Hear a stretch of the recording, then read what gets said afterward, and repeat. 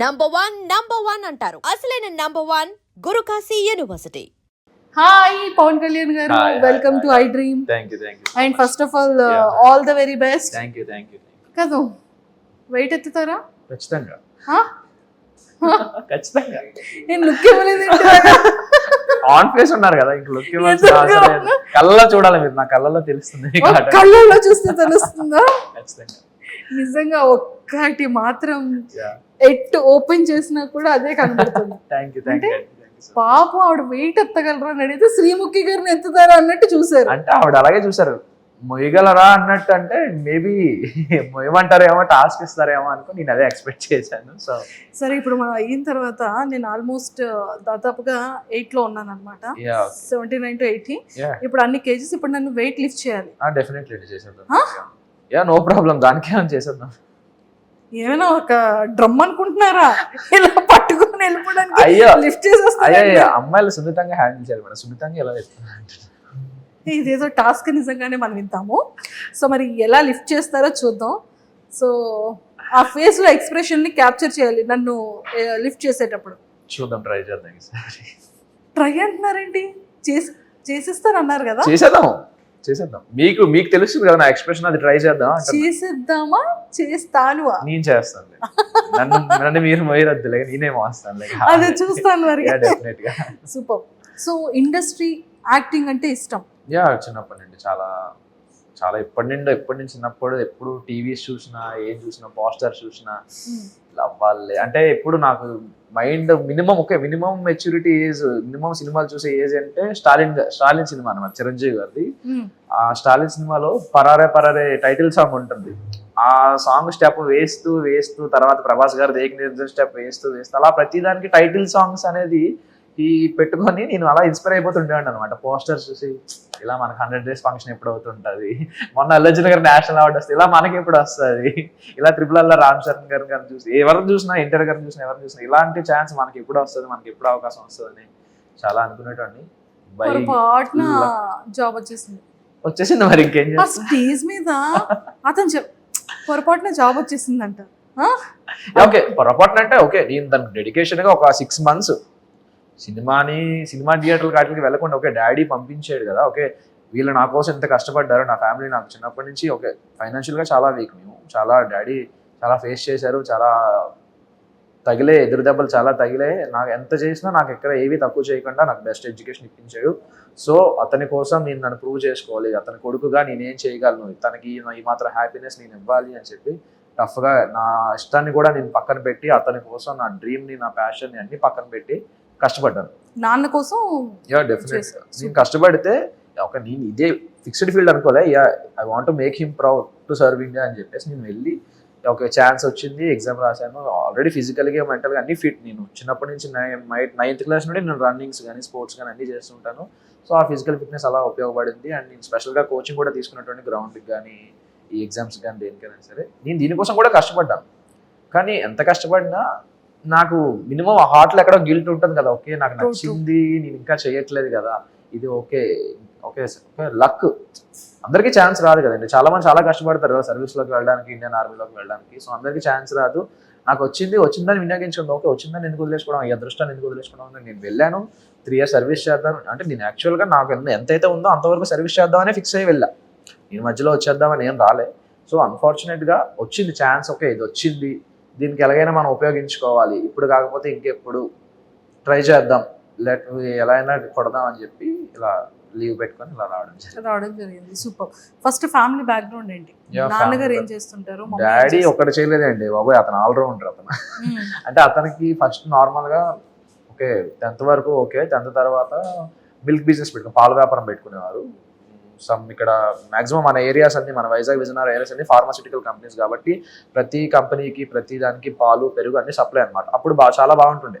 తర్వాత కొంతమంది back stabbing చేయడం వల్ల డాడీకి చాలా మంది వెన్నుపోటు పొడిచి, అప్పుడు డాడీ కూడా చిన్నప్పుడే పెళ్ళి అయిపోయింది అనమాట. సో వాళ్ళకి అందరిని నమ్మేసేవారు ఈజీగా, ఎవరు ఏం చెప్తే అది నమ్మేసి వాళ్ళకి డబ్బులు ఇచ్చేసి సో మొత్తం చాలా జీరోకి వచ్చేసాం, బాగా డౌన్ అయిపోయింది మొత్తం ఫ్యామిలీ పొజిషన్. చాలా మంది డౌన్ అయిపోతే అప్పుడు మా తాతయ్య, మా నాన్నమ్మ, మా చిన్న తాతయ్య, మా చిన్నాన్నమ్మ వీళ్ళందరూ సపోర్ట్ ఇచ్చి మా ఫ్యామిలీ మొత్తం అందరూ సపోర్ట్ ఇచ్చారు, ఇలా కాదు ఇది ఇది అని చెప్పి అంత డౌన్ దిగిపోయిన తర్వాత కూడా ఈ బౌన్స్ బ్యాక్ అనమాట. తర్వాత ఓన్లీ నా మీద ఆశలు పెట్టుకొని మొత్తం ఫ్యామిలీ మొత్తం నా గురించి డాడీ చాలా కష్టపడి చాలా చేసిన తర్వాత ఈ ఫీల్డ్ తర్వాత ఆటో వచ్చారు, ఆటో తర్వాత వ్యాన్ నడిపేవారు, తర్వాత క్యాబ్ చేసేవారు. ఇప్పుడు క్యాబ్ మొత్తం నాకు జాబ్ వచ్చిన తర్వాత క్యాబ్ కూడా అమ్మేసి ఇప్పుడు ఒక 2 షాప్స్ పెట్టుకున్నారు ఊర్లో. 2 షాప్స్ పెట్టుకొని కొంచెం పీస్ఫుల్గా ఉన్నారు. Mummy house wife, home maker. Brother and sisters? Brother ఉన్నాడండి, తను కూడా ఓకే పాలిటెక్నిక్ చేశాడు. పాలిటెక్నిక్ తర్వాత ఇప్పుడు డాడీకి హెల్ప్ఫుల్, ఇప్పుడు డాడీకి కూడా వయసు అవుతుంది కదా, డాడీకి సపోర్ట్ గా ఒక షాప్ దగ్గర మెయింటెనెన్స్ చేస్తుంటారు. 2 షాపులు ఉన్నాయి కాబట్టి. సో పుట్టి పెరిగింది చదువుకోవడం అంతా విజయనగరం? నేను పుట్టింది శ్రీకాకుళం డిస్ట్రిక్ట్ పైడి భీమవరంలో పుట్టాను. పెరిగింది ఇక్కడ ఆనందపురంలో పెరిగాను, వైజాగ్ దగ్గర. హాస్టల్లో చదువుకుంది కాకినాడ అనమాట. అమ్మయ్యా, ఇంకేమన్నా లిస్ట్ చెప్తారేమో. తర్వాత ఇంటర్ డిగ్రీ నా విజయనగరం, తర్వాత మళ్ళీ కోచింగ్ కాకినాడ, మళ్ళీ training Bihar, posting Kashmir. So మొత్తానికి కాశ్మీర్. అమ్మో, గన్స్ అన్ని చాలా సేఫ్ అండ్ సెక్యూరే కదా? కాశ్మీర్ అంటే సుస్సు వచ్చేస్తుంది. మరేం చేయలేదు, తప్పదు మరి. సరే, డాడీకి ఆర్మీ అంటే ఇష్టమా? He want to be proud, నన్ను ప్రౌడ్ గా చూడాలనుకునేవారు. ఒక దేశానికి సేవ చేస్తే నా కొడుకు దేశానికి సేవ చేస్తే చూడాలంటున్నారు. హీ వాంట్ టు బి ఒక మంచి ఒక సర్క్యులర్ ఇన్స్పెక్టర్ అయినా ఒక ఇన్స్పెక్టర్ రేంజ్ లో చూడాలనుకునేవారు నన్ను. అతను ఎప్పుడు తనకి పోలీస్ అంటే ప్యాషన్, డాడీకి పోలీస్ అంటే చాలా ఇష్టం. ఆ ఇష్టంతో డాడీ కోరికను నెరవేర్చడం కోసం ఈ ఫీల్డ్ లో నాకు కూడా ఉంటుండే చిన్నప్పుడు. హీరో ఫీలింగ్ ఉంటుంది కదా, మనం కూడా అది కూడా సినిమాల ద్వారానే. పోలీసు వాడు ఓకే సినిమా చూస్తే పోలీస్ ఎంత పవర్ ఉంటుంది, అది కూడా సినిమాల ద్వారా వచ్చినవి. సోల్జర్ సినిమాలు కానీ ఇవి సినిమాలు కానీ ఇవన్నీ చూసి అది కూడా సినిమాల ద్వారా వచ్చిన ఇన్స్పిరేషనే. ఓకే అప్పుడు నా పేరు సూర్య ఆయిల్ ఇండియా రిలీజ్ అయినప్పుడు మాత్రం ఆ లూప్ లో ఆ సోల్జర్ సాంగ్ అలా లూప్ లో పెట్టుకుంటూ వినేటండి అనమాట ట్రాన్స్ లో. So super. సో ఆర్మీలో మీది ఏంటి కేటగిరీ? కానిస్టేబుల్ అండి. Soldier, just soldier. ఇప్పటి వరకు అయితే లేదు, ప్రాక్టీస్ ట్రైనింగ్ లో ఉంటుంది. కరెక్ట్ గానే మరి బుల్లెట్ ప్రాపర్ గా వెళ్తుంది. దానికోసం మాకు స్పెషల్ గా ట్రైనింగ్ కూడా ఉంటుంది. కరెక్ట్ గా వెళ్ళడానికి అసలు ఏం చేయాలి అనేది కూడా ట్రైనింగ్ ఉంటుంది. ఇప్పుడు డైలాగ్ చెప్పాలి. ఎప్పుడు వచ్చాం కదన్నా, బుల్లెట్ దిగిందా? అది రెడీ. ఇప్పుడు డైలాగ్ చెప్తున్నారు చూడండి, రెడీ. ఎప్పుడు వచ్చాం అనేది కాదండి, బుల్లెట్ దిగిందా లేదా, అది మన పాయింట్ అసలు. సూపర్. సో మరి పవన్ కళ్యాణ్ గారు కూడా అంటే పేరు అనగానే ఆటోమేటిక్ గా అదేంటో ఫస్ట్ షాట్ కూడా అదే. నాకు రాగానే బీజేపీ వేశారు, గబ్బర్ సింగ్. పవన్ కళ్యాణ్ గారు పేరు ఏంటి? రియల్ నేమేనా? దానికి మా బాబాయ్కి థ్యాంక్స్ చెప్పాలి. ఇక్కడ అనుకున్నారు కదా, మా బాబాయ్కి థ్యాంక్స్ చెప్పాలి. చిన్నప్పుడు పేరు పెడుతుంటే ఏం పేరు పెట్టాలి, ఏం పేరు పెడతారు అనుకుంటే పంతులు గారేమో పాతో పలికే పేరు పెట్టాలమ్మా అంటే పవన్ అని అన్నారు మా పెదనాన్న. మా బాబాయ్ ఏమో లేదు పవన్ కళ్యాణ్ అని పెట్టండి బాగుంటది హీరో నేమ్. మీ బాబాయ్ గారి ఫేవరెట్ హీరో ఏమో? డెఫినెట్ గా మా బాబాయ్ డైహార్డ్ ఫ్యాన్ పవర్ స్టార్ గారికి. అన్న కొడుకుని కూడా అలాగే చూడాలనుకున్నారు, మరి అదే దారిలోకి వచ్చేస్తున్నాడు కదా. సూపర్. సో మొత్తానికి అయితే ఇది చాలా బాగుంది. సో మీరు ఆర్మీకి వెళ్ళి ఎన్ని ఇయర్స్ అవుతుంది? నేను 23లో వెళ్ళాను.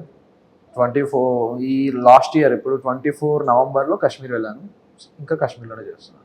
25 ఇప్పుడు ట్రైనింగ్ అంతా బీహార్లో అయింది. మధ్యలో ఎలక్షన్ డ్యూటీ కోసం కాదు. పవన్ కళ్యాణ్ గారు బీహార్ కూడా చాలా డేంజర్ అంటారు. Bihar danger, but training area కదా, సో నో ప్రాబ్లం. బయటికి ఎలా ఉండదు కదా. పర్లేదా? ఎక్కడ పడితే అక్కడే చేసేస్తారంట కదా. వాళ్ళు నక్సల్స్ ఎక్కువ బీహార్. చాలా డేంజర్ ఏరియాలు తొక్కొచ్చారు మీరు. చాలా చాలా ఎన్నో చూసొచ్చా, పడిపోయా అలాంటి విషయాల్లో. సూపర్. సో మొత్తానికైతే +2 తర్వాత సెలెక్ట్ అయ్యారా? లేదు, నేను ఎంఎస్సి చేస్తున్నప్పుడు నాకు ఇది వచ్చింది. ఓ అయితే చిన్న బాబాయ్ కాదు అయితే. నాకు 23, నాకు 14కి 10th అయిపోయిందండి. 14కి 10th అయిపోయింది. చెప్తున్నా కదా చారి గారు అర్జెంట్ గా. చెప్తున్నా కదా, రూల్ లో లేదు కదా, యాజ్ ఎ గవర్నమెంట్ రూల్ 14కి లేదు కదా. లేదు 14, 15 కదా 10th. మెట్రికులేషన్ 14కి 15కి అవ్వాలని రూల్. చాలా తెలివి ఉంది. అన్నీ ఇక్కడ యూజ్ చేస్తున్నారా? సూపర్. సో వాట్ ఎవర్, మా అందరికీ కూడా చాలా చాలా హ్యాపీగా ఉంది. నిజంగానే ఒక ఆర్మీ ఆఫీసర్ నిజంగా దేశానికి ఎంత ఇంపార్టెంటో అలాంటి వాళ్ళకి కూడా ఎంతో మంది వాళ్ళ వీడియోస్తో మమ్మల్ని ఇన్స్పైరైజ్ చేస్తూనే ఉంటారు.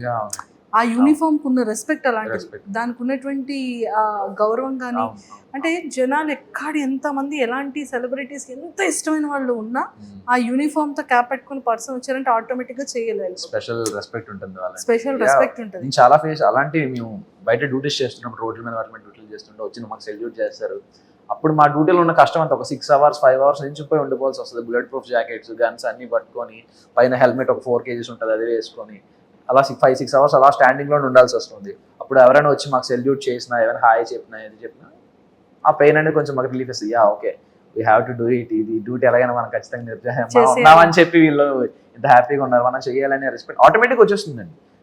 దానికి సపరేట్ గా ప్యాషనే అవసరం లేదు. అక్కడ మనం వెళ్ళామంటే మనకు వచ్చేస్తుంది అది ఖచ్చితంగా వచ్చేస్తుంది. మనలో మన మాట చెప్పండి. అంటే ట్రైనింగ్ టైం అయిన తర్వాత లేకపోతే బయట నించోబెట్టేటప్పుడు, బుల్లెట్ ప్రూఫ్ డ్రెస్ వేసేటప్పుడు, రివాల్వర్ చేతికి ఇచ్చేటప్పుడు, ఎవరైనా కనిపించేటప్పుడు ఇంకా చిన్నోడిని డాడీ కోరిక కోసం ఇక్కడికి వచ్చాను, చాలా రెస్పెక్టెడ్ గా చేస్తున్నాను, ఒక రెస్పాన్సిబిలిటీగా చేస్తున్నాను, నాకు ఇంకా హీరో అవ్వాలని బ్యాలెన్సింగ్ ఉంది, ఈ బుల్లెట్ ప్రూఫ్ డ్రెస్సులు వేసి చేతిలో గన్న పెట్టి ఏంటో ఇది పాయింట్ లో నుంచి షూట్ చేస్తాను, నువ్వు అక్కడే ఉండి నేను ప్రాపర్ గా వేస్తాను అనేటట్టు ఉంది నా పరిస్థితి అనుకున్నారు ఎప్పుడైనా? లేదండి, అలా ఇప్పుడు నిజంగా అలా అయితే ఎప్పుడు అనుకోవాలి.